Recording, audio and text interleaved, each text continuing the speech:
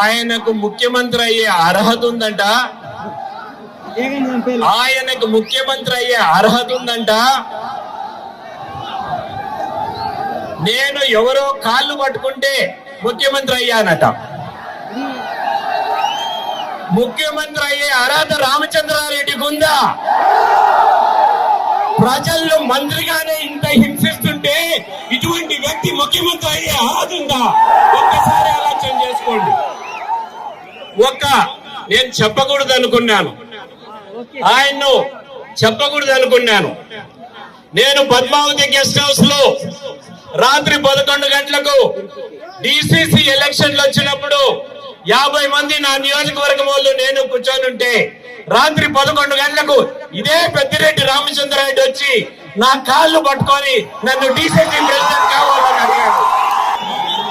నేను చెప్పాను ఆయనకి, మీరు పెద్దవారు, నా కాళ్ళు ఎందుకు పట్టుకుంటున్నారు? ఇది మంచిది కాదన్నా, మీరు లేయి, ఇది మంచిది కాదు అని.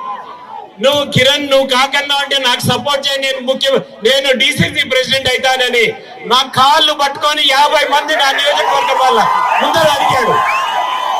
ఇది రాత్రి 11 గంటలకు జరిగింది. పొద్దున్నే ఉదయాన్నే మళ్ళా 6 గంటలకు వచ్చాడు. నువ్వేమన్నా తాగేసి కాళ్ళు పట్టుకున్నా అనుకుంటావేమో అని పొద్దున్నే వచ్చి మళ్ళీ కాళ్ళు పట్టుకున్నాడు. ఇది నేను కాణిపాకంలోనో తరిగంటలోనో ప్రభుత్వం చేసేదానికి సిద్ధంగా ఉన్నాను.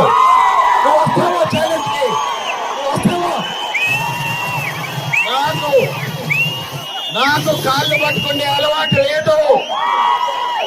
నేను సగౌరవంగా అమర్నాథ్ రెడ్డి కొడుకుని